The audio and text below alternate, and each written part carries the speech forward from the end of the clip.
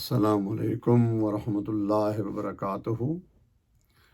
Programme ہدایت الامہ کے ساتھ راجہ انصار حاضر خدمت ہے۔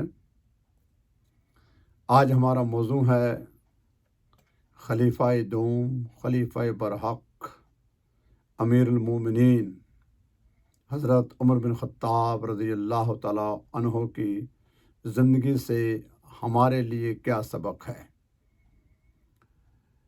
ارشاد باری تعالیٰ سورہ الحدید آیت نمبر 19، اعوذ باللہ من الشیطان الرجیم، والذین آمنوا باللہ ورسولہ اولئک هم الصدیقون والشہداء عند ربہم لہم اجرہم ونورہم والذین کفروا وکذبوا بآیاتنا اولئک اصحاب الجحیم۔ سورہ حدید آیت 19۔ اور جو لوگ اللہ اور اس کے رسولوں پر ایمان لائے وہی لوگ اپنے رب کے نزدیک صدیق اور شہید ہیں، ان کے لیے ان کا اجر بھی ہے اور ان کا نور بھی ہے، اور جنہوں نے کفر کیا اور ہماری آیتوں کو جھٹلایا وہی لوگ دوزخی ہیں۔ پھر فرمایا سورہ الفتح آیت نمبر 29، محمد الرسول اللہ والذین معہ اشداء علی الکفار رحماء بینہم تراہم رکعا سجدا یبتغون فضلا من اللہ ورضوانا۔ محمد اللہ کے رسول ہیں، اور جو لوگ آپ کی میت و سنگت میں ہیں وہ کافروں پر بہت سخت اور آپس میں بہت نرم دل اور شفیق ہیں۔ کل ہم نے حضرت عمر کی شان میں چند آیات اور احادیث مبارکہ پیش کی تھی۔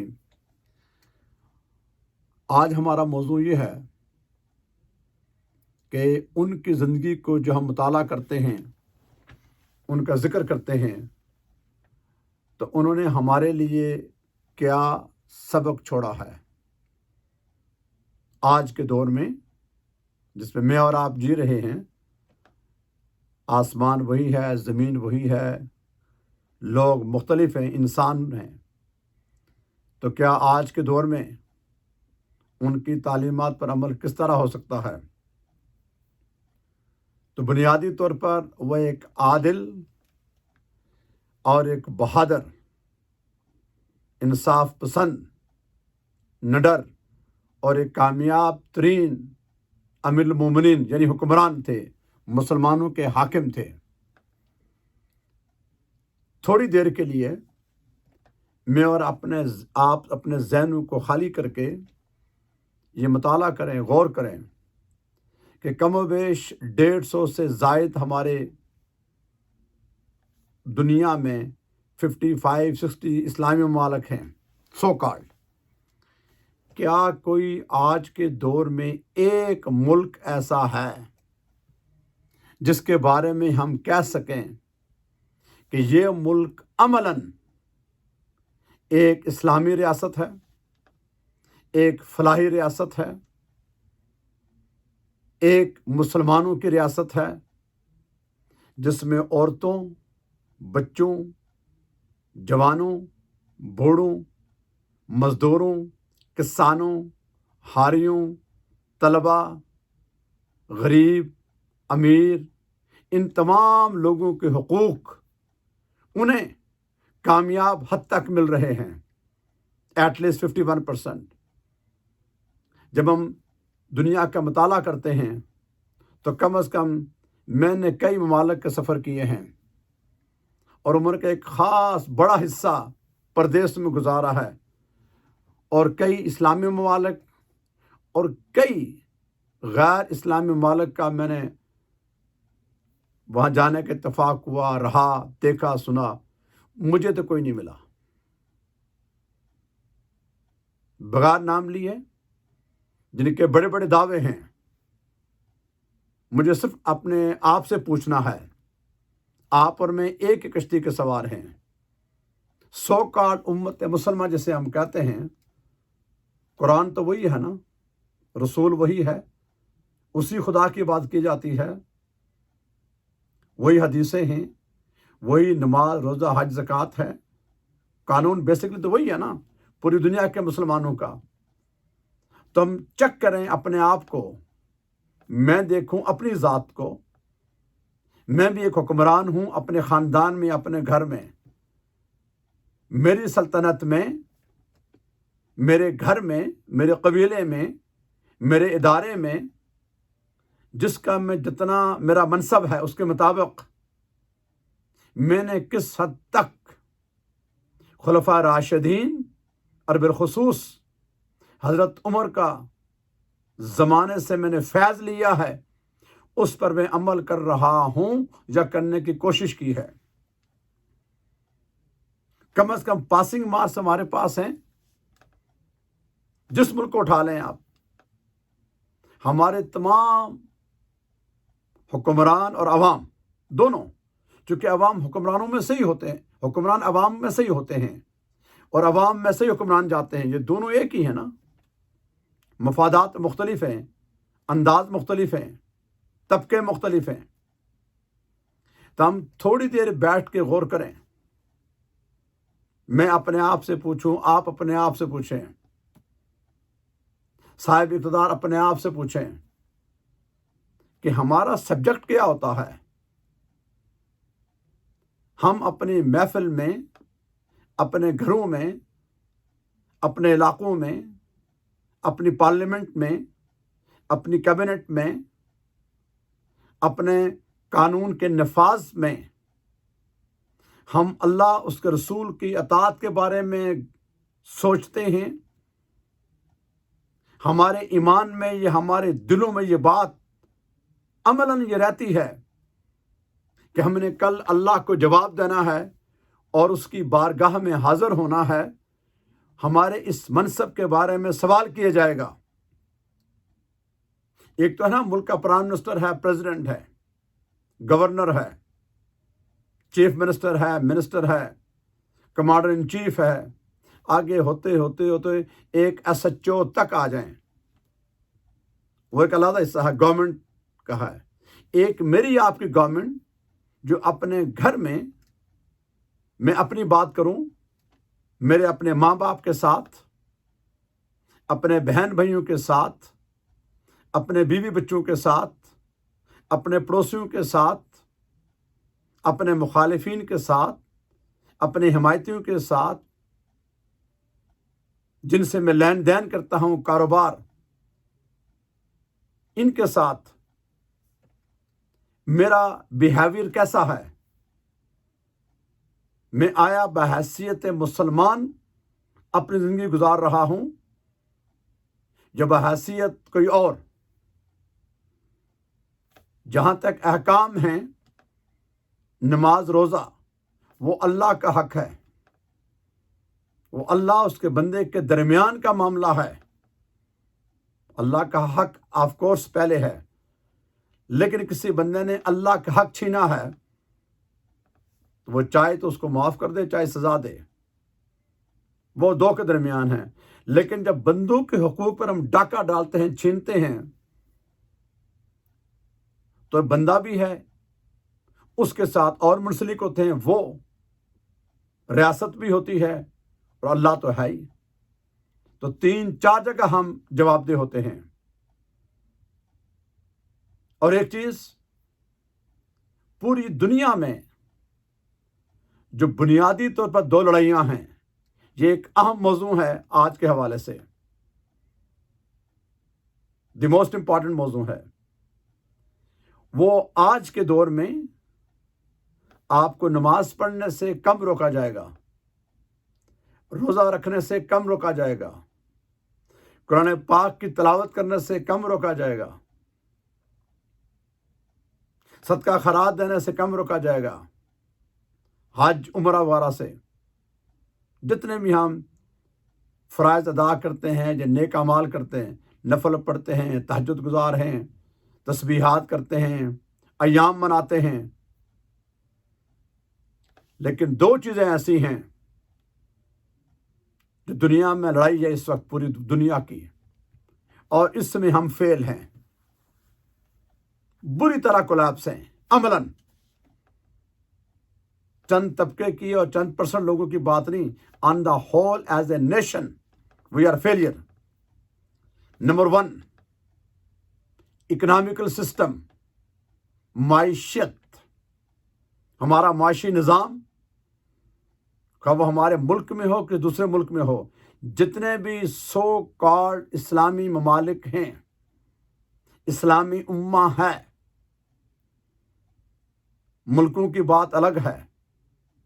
آپ کا ملک، آپ کا پروونس، آپ کے ڈویژن، آپ کا ڈسٹرکٹ، آپ کی تحصیل، آپ کا سٹی، آپ کا ٹاؤن، آپ کی کاؤنٹی، آپ کے لوکل باڈیز، آپ کا ولیج، آپ کا کوئی ادارہ، دی فرسٹ کہ اس کا economical system, source of income, پیسہ کمایا کیسے جاتا ہے، حلال یا حرام۔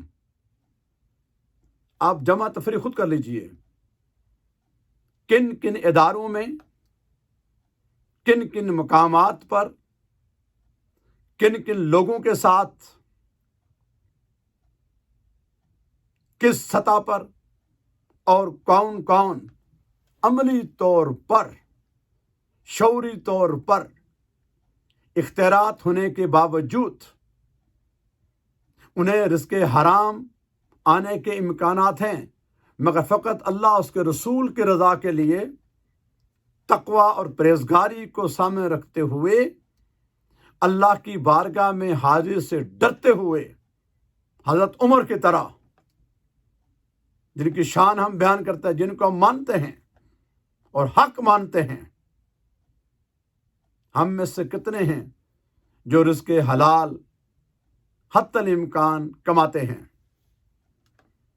خواہ وہ بحیثیت شوہر ہے، وہ بھائی ہے، وہ بیٹا ہے، وہ باپ ہے، وہ پولیس افسر ہے، وہ جج ہے، وہ انتظامیہ کا افسر ہے، وہ سول یا ملٹری بیوروکریسی ہے، سول گورنمنٹ ہے، ملٹری گورنمنٹ ہے، وہ سینٹ ہے، وہ پارلیمنٹ ہے، وہ پریزیڈنٹ یا پرائم منسٹر ہے، وہ کانٹریکٹر ہے، وہ اینکر ہے، وہ اس ریلیجن لیڈر ہے، وہ پیر صاحبان ہیں، وہ لینڈ لارڈ ہیں، وہ بزنس مین ہیں، جو کوئی اور طبقہ ہے، جتنا مال ان کو ریسیو ہوتا ہے اس میں سے کس حد تک وہ رزق حلال ہوتا ہے، اور اس ریسیو شدہ مال میں سے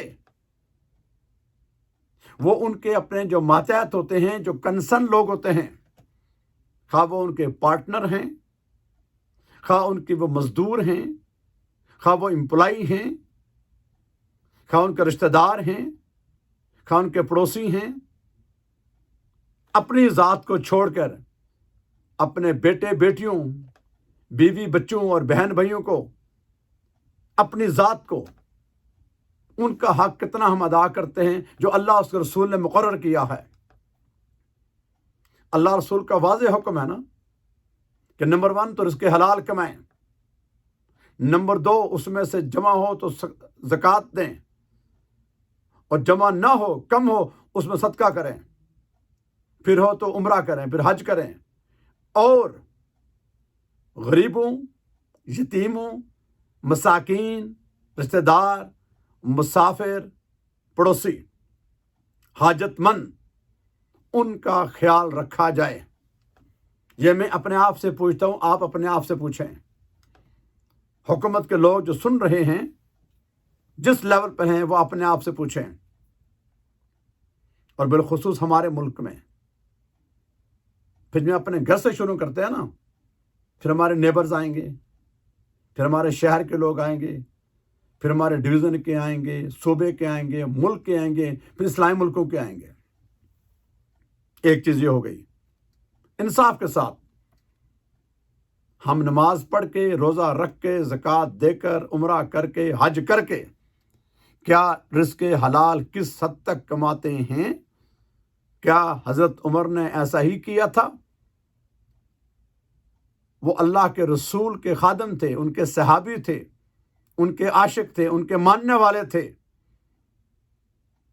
हम उनके मानने वाले हैं, उनकी भी ख्वाहिशात थीं, तो क्या उन्होंने ऐसे ही किया था जैसे आज हम हैं? आगे जवाब खुद लिख दें।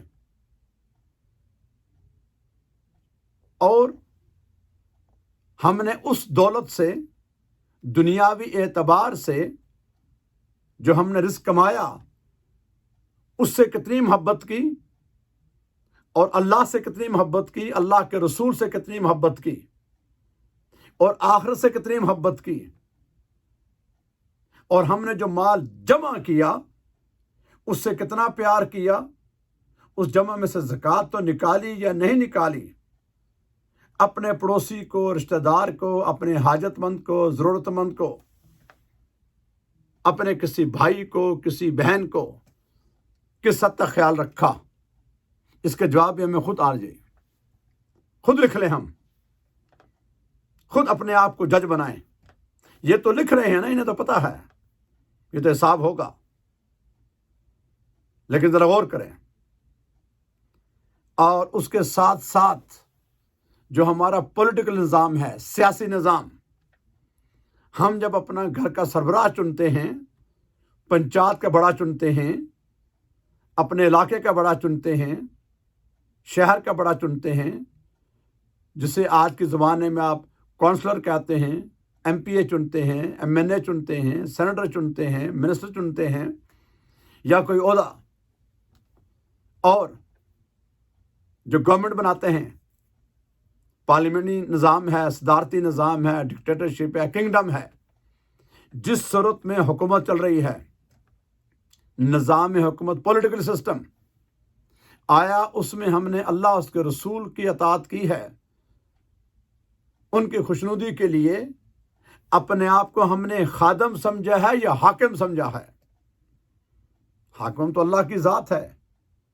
किताबों में लिखने की बात नहीं हो रही, रेडियो और टीवी और अखबारात में इंटरव्यू देने की बात नहीं हो रही, बिस्मिल्लाह पढ़ के शुरू करने की बात नहीं है, किसी बिल्डिंग में कलमा लिखने से, दुरूद शरीफ लिखने से बात नहीं हो रही, गद्दी नशीनों की बात नहीं है।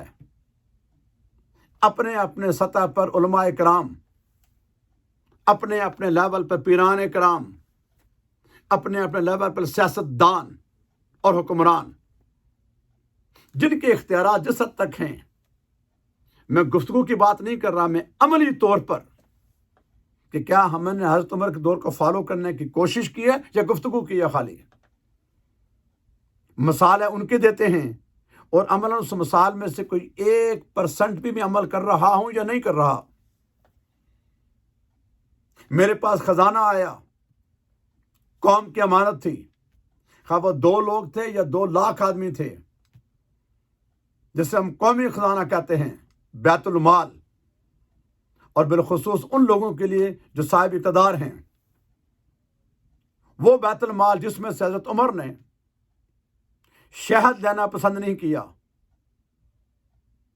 एक कुर्ता लिया अपने लिए, पूरा नहीं था तो बेटे से लिया। एक आदमी ने इतराज किया, उसका जवाब दिया, उसका माथा चूमा कि तुमने एक कपड़ा। क्या आज के बैतुल माल में हमारे वज़रा साहिबान, हमारे जनरल्स, हमारे अफसरान, हमारे जजेस, हमारे पार्लियामेंटर्स, जो भी हमारे हैं, जिनके पास कौम की अमानत होती है, प्रिंसिपल्स हैं, और बड़ी बहुत सारी दुनिया है, हमारे लोकल चेयरमैन, हमारे काउंसलर, क्या उनके पास बैतुल माल आता है?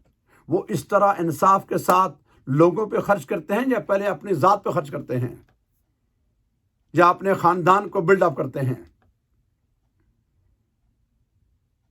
ये 2 बुनियादी सवाल हैं। मैंने जहाँ तक स्टडी की है, गया हूँ, विज़िट किया है, किताबें पढ़ी हैं, मैं तारीख का एक छोटा सा स्टूडेंट हूँ। मैंने अपने जेब से पैसे खर्च करके कई ममालिक के मैंने विज़िट किए हैं। عملاً تو مجھے نظر نہیں آیا، اور اگر شاید ہو میری اطلاع میں نہیں ہے۔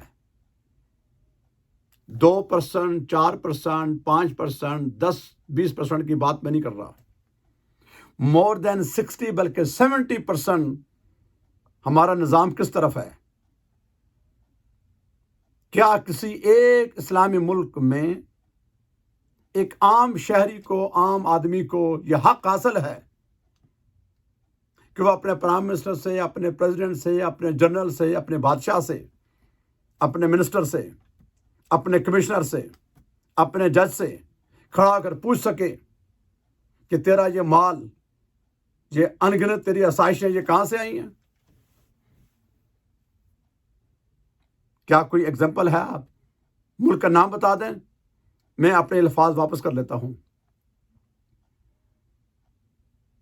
آپ اپنے وطن میں جو اسلامی جمہوریہ پاکستان ہے، جس میں ہزارہا دینی مدارس بھی ہیں، نمازیں ہیں، روزے ہیں، اذانیں ہیں، لکھا ہوا سارا کچھ ہے، قرآن پاک بہت پڑھا جاتا ہے، مزارات ہیں، علماء ہیں، سارے ہیں، عملی طور پر پولیٹیکلی اور اکنامکلی ہمارے کس صوبے میں، کس شہر میں، کس ڈویژن میں،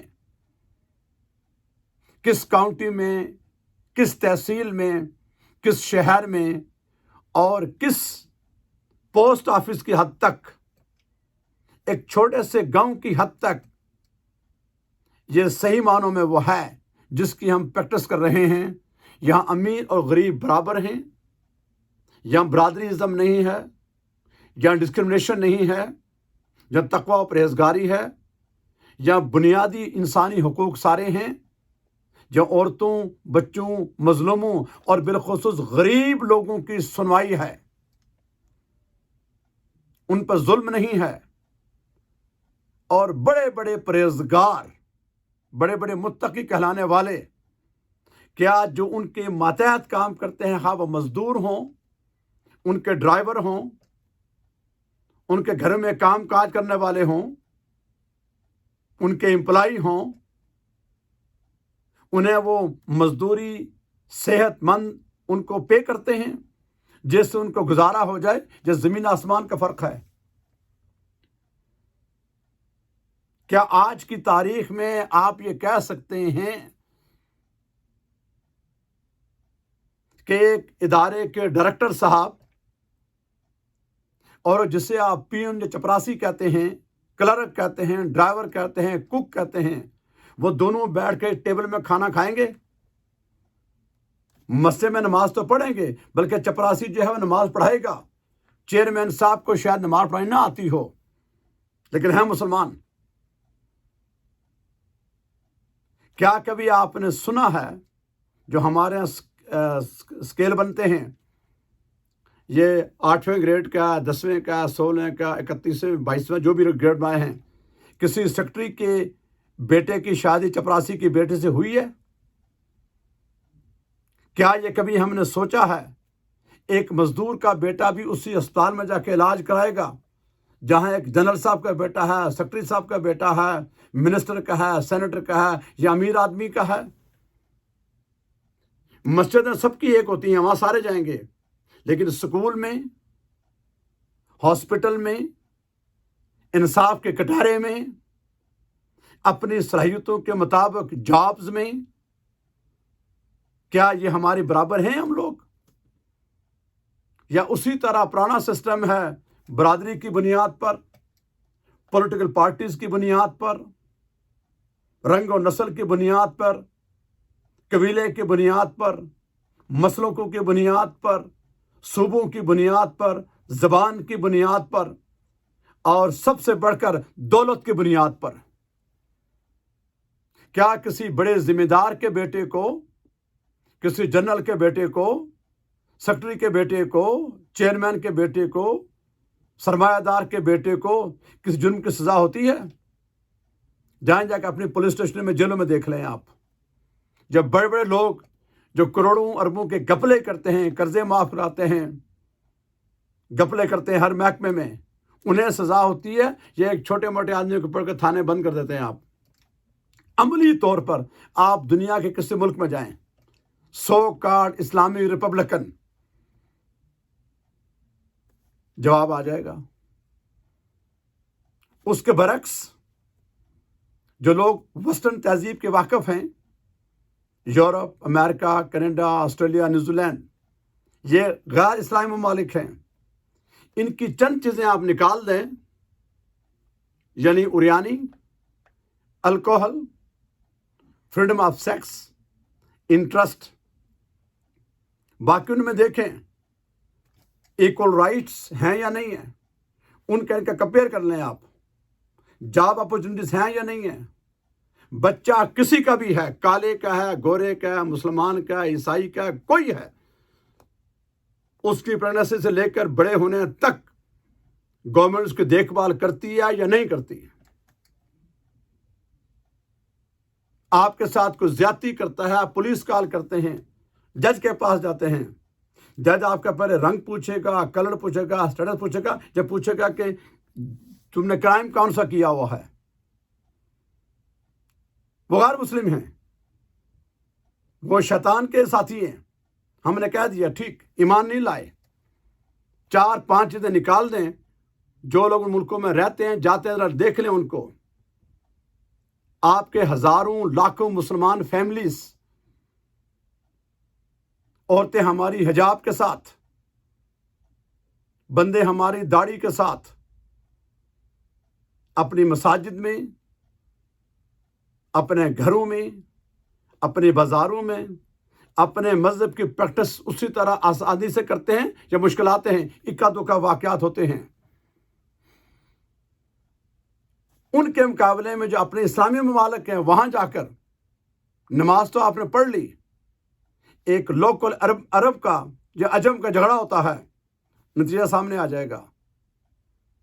अपने गांव में देख लें, एक अमीर आदमी का झगड़ा हो जाता है गरीब के साथ, जज के पास, पुलिस स्टेशन में क्या होता है, पैसे का लेन देन, रिश्वत है या नहीं है, सिफारिश है या नहीं है, अकरबा परवरी है या नहीं है। और हमारे हुक्मरान कमाते अपने मुल्कों में हैं, जमा दूसरे मुल्कों में करते हैं। उनकी औलादों के एहसास से दिन ब दिन बढ़ते रहते हैं, वो कभी कम नहीं होते। वो एक आने का काम ना करके अरबपति रहते हैं, और जिनके बच्चे सरकारी मुलाजमत करते हैं, उनकी डिग्रियों के साथ ही घरों में अपॉइंटमेंट लेटर आ जाते हैं। और एक आम आदमी, उसकी कितनी काबिलियत हो, 1, 2, 4, 5 बरकत के लिए फीस छोड़ दें आप, बाकी जवाब खुद देख लें।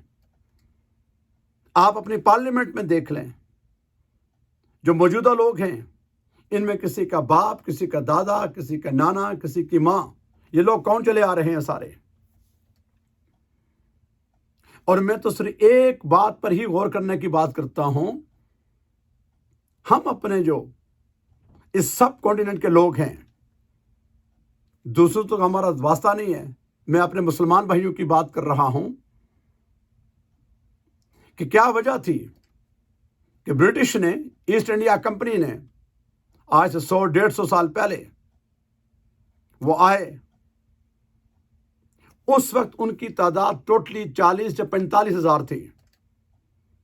और हम हिंदुस्तान के लोग, हिंदू, मुस्लिम, सिख, ईसाई, बुद्धिस्ट, ये पूरा भारत, पूरा पाकिस्तान, बांग्लादेश, सम पार्ट अफगानिस्तान, ये पूरा रीजन जिस पर बरतानिया ने रूल किया, वो टोटली तादाद में 40 या 45 हजार थे। और हम उस वक्त के हिंदुस्तान के लोग 14 या 15 करोड़ थे। 100-150 साल हुकूमत कर गए। और हमने क्या किया, टीपू सुल्तान जैसे बहादुर इंसान को ज़ाय किया और हिंदुस्तान को गुलाम बनाया। और 1947 में हम आज़ाद हुए बज़ाहिर, लेकिन आज तक वही रूल रेगुलेशन है, वही अंदाज़ बयां है, वही कवानीन हैं। और पहले दूसरे अंग्रेज थे, वो बरतानिया से आए थे, आज हमारे ही भाई हैं, उनकी जगह ये अवाम पर रूल कर रहे हैं। हमारे जो CSP अफसर होते हैं या सिविल मिलिट्री ब्यूरोक्रेसी के होते हैं, कभी देखा है उनके अवाम के दरमियान कितना ज़मीन और आसमान का एक डिफरेंस होता है? कभी गौर किया? इवन हमारे पॉलिटिशियंस, उनका अवाम के साथ राब्ता कितना होता है, किस तरह होता है? उनकी सहूलतें, उनकी सोर्स ऑफ इनकम और अवाम को देख लें। किसी एक बंदे की बात नहीं है, एक तबके की बात नहीं है, दो तबके बन गए हैं। एक अमीर ताकतवर जिसके पास दौलत भी है, कानूनी ताकत भी है या ओहदा है, ये तीनों एक चीज हैं। माल है, इक़्तिदार है और ताकत है, और दूसरी तरफ अवामुन्नास है। ये जो हमने ज़मीन और आसमान के दरमियान इतने बड़े फ़र्क पैदा किए हैं, इसका कोई ताल्लुक़ खुलफा राशिदीन के निज़ाम हुकूमत से नहीं है। इसका कोई ताल्लुक़ जिनका हमने कलमा पढ़ा है आका अलैहिस्सलाम की उस निज़ाम से जो रियासत मदीना सी, उससे दूर दूर तक ताल्लुक़ नहीं है। अल्फाज़ों के हद तक है, अमलन नहीं है। जब उसके बाद हमारे जो अकाबर गुजरे हैं, जिनकी तारीख है, उनका हवाला हम देते हैं, उनके नाम लेवा तो हैं, अमली तौर पर वी आर ज़ीरो। हम आज भी गुमराह हैं और आज भी हम भूखे नंगे हैं। एज ए नेशन हम ज़ीरो हैं। कभी और किया कि यूनाइटेड नेशन के अंदर मुसलमान मुल्कों की कितनी तादाद है और उनके पास वीटो पावर कितनों के पास है? वीटो पावर मीन्स चंद बड़े मुल्क हैं, वो जो चाहे कर लें। एक नहीं मानी, कैंसल। क्यों? उनके पास ताकत है। आपके पास कौन सी ताकत है? हाँ, आप अपने अवाम के ऊपर रूल करने की ताकत पर हैं, लेकिन दूसरों के सामने आपकी कोई हैसियत नहीं है। और उससे बड़े जुल्म यह है कि जिन लोगों के पास ये वसाइल होते हैं, ताकत होती है, कभी उनके पास बैठ के पूछें। जो अपनी पावर में होगा, किसी शेप में, सरकारी ओहदा होगा या गवर्नमेंट में होगा, वो कहेगा कि सब कुछ बेहतर है क्योंकि उसको बेनिफिट मिल रहा है। वो जो ही किनारे हुआ, बेड़ा गर्क हो गया सारा। ये झूठ है, ये जाती मफादात हैं, ये कज़्ज़ाब हैं। बज़ाहिर उनके खूबसूरत अल्फाज, खूबसूरत लिबास, खूबसूरत बयां, नारे, तकारीरें, ये सब एक लोगों को बेवकूफ़ बनाने के लिए हैं। अमली तौर पर हम दुनिया के सामने गुलाम हैं, अमलन। बाकी अपनी दुनिया में कोई नारे मारता रहे, उसको कोई हैसियत नहीं होती। जो कौमें होती हैं, जापान 1945 में अमेरिका ने एटम बम मारा था, तबाह कर दिया था। देखते देखते दुनिया की एक अजीम कौम बनी कि नहीं बनी? जर्मन को देख लें आप, रशियन को देख लें, और बहुत सारी मिसालें हैं। और हम जो हज़रत उमर के चाहने वाले हैं, हज़रत अली के चाहने वाले हैं, हज़रत उस्मान के मानने वाले हैं, सिद्दीक़ अकबर के मानने वाले हैं, हसनैन करीमैन के मानने वाले हैं, और सबसे बढ़कर हम मोहब्बत करते हैं, मानते हैं, ईमान लाए हैं, अशहदु अन्ना मुहम्मद अब्दुहु व रसूलुहु, हमारे आका हैं, जो इमामुल अंबिया हैं, सरवर कौनैन हैं, ताजदार कायनात हैं, अव्वलीन और आखरीन में उन जैसा दरकनार, उनके बराबर भी कोई मुमकिन नहीं है। हम उनके चाहने वाले, मानने वाले हैं। दावा बहुत बड़ा है, लेकिन अमल हमारे पास नहीं है। आइए हम बैठ के ये गौर करते हैं پہلے اللہ سے توبہ کرتے ہیں اور اپنی اپنی کیپیسٹی میں ہم سب مرد اور عورت، چھوٹا اور بڑا، عوام اور حاکم، امیر اور غریب، کمزور اور طاقتور، سول اور ملٹری، جو بھی جس علاقے کا ہے، ہماری دعوت ہے اللہ کی بارگاہ میں توبہ کریں، اور اللہ اس کے رسول کی رضا کے لیے ہم نے جواب دینا ہے، ضرور بالضرور اللہ کی بارگاہ میں حاضر ہو کر جواب دینا ہے، اپنے ایک ایک پل کا، اپنی ایک ایک پینی کا، اپنے ایک ایک آرڈر کا، اپنے ایک ایک اختیارات کا، اپنی ایک ایک لکھی ہوئی قلم کے اختیارات استعمال کرنے کا، اور وہاں پر انصاف ہوگا ساری دنیا کے سامنے۔ ہم اللہ کی بارگاہ میں توبہ بھی کرتے ہیں اور عہد کرتے ہیں کہ ہم ایٹ لیسٹ جان بوجھ کر دانستہ طور پر اپنی زبان، اپنی آنکھ، اپنے ہاتھ، اپنے قلم، اپنے اختیارات، اپنی طرف سے اپنے کسی بھائی بہن، حتیٰ کہ دشمن جو مسلمان کوئی ہمارا مخالف، ہمارا کوئی بھی ہو، اس کو زیادتی اور ظلم کا نشانہ نہیں بنائیں گے، اس کا مال ہڑپ نہیں کریں گے، اپنے اختیارات کو مس یوز نہیں کریں گے، ایک دوسرے کی مدد کریں گے، اور جس طرح خلفاء راشدین نے اور صحابہ کرام نے آقا علیہ السلام کے ایک اشارے پر تن من دھن قربان کیا، اگرچہ ہم اس معیار پر تو نہیں اتر سکتے، کوشش کر لیں جس حد تک ممکن ہو، اپنی بہتری کے لیے، اپنی عاقبت کے لیے، اپنے اس وجود کو جہنم کی آگ سے بچانے کے لیے، کیونکہ اللہ کی بارگاہ میں سخت حساب ہونا ہے، وہاں کوئی کام نہیں آئے گا، نہ عہدہ، نہ دولت، نہ اولاد، نہ پارٹی، نہ اختیارات، نہ قبیلہ، نہ خاندان، نہ منصب، نہ یہ سہولتیں، یہ تھوڑی سی دیر کے لیے ایک شبنم کے قطرے کی طرح ہے، ایک ہوا کا جھونکا آئے گا، یہ ختم ہو جائیں گے، پھر ہمیشہ ہمیشہ ہمیشہ کے لیے ہم منو من مٹی میں چلے جائیں گے، جسے قبر کہتے ہیں۔ لاکھوں کروڑوں سالوں کے بعد قیامت کو اٹھائے جائیں گے، پھر وہ ایک سخت ترین دن آئے گا جب اللہ کی بارگاہ میں حاضر ہوں گے، اور وہاں وہی کامیاب ہوں گے جنہوں نے اللہ اس کے رسول کی اطاعت کی ہوگی، جنہوں نے انصاف کیا ہوگا، جو گڑ گڑا کر اللہ سے اپنی معافی مانگتے ہوں گی، جو ایمان کی سلامتی کے ساتھ قبر میں گئے ہوں گے، اور ایمان کی سلامتی کی بنیاد ہے آتی اللہ و آتی الرسول۔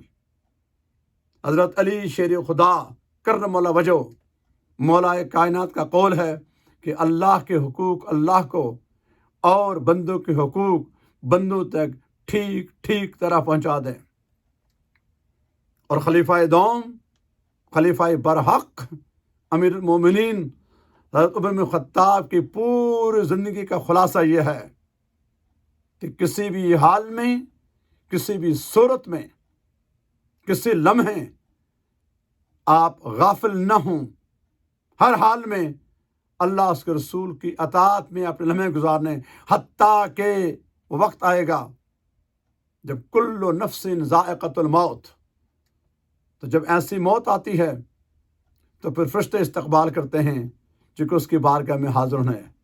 آئیے مل کر عہد کرتے ہیں، اپنے تمام بہن بھائی جتنا ممکن ہے اللہ کی بارگاہ میں توبہ بھی کرتے ہیں، اور دعا کرتے ہیں، اور دوا بھی ڈالتے ہیں، اور عہد کرتے ہیں ہم انشاءاللہ تعالی ہر ممکن کوشش کریں گے، جب تک دنیا میں زندہ رہے ہیں ہم اللہ اور رسول کی اطاعت کی کوشش کریں گے، نافرمانی کی نہیں، چونکہ اسی میں ہماری کامیابی ہے۔